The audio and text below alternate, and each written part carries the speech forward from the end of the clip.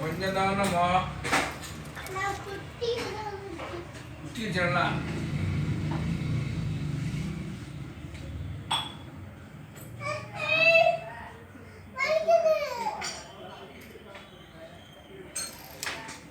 இங்க கப்பனா முகத்துல போய் விட்டிடணும். இந்த காலை அதுக்குள்ள என்ன எடுத்தாங்க போய் அப்ப எப்படி உளுந்து வைக்கிறேன்.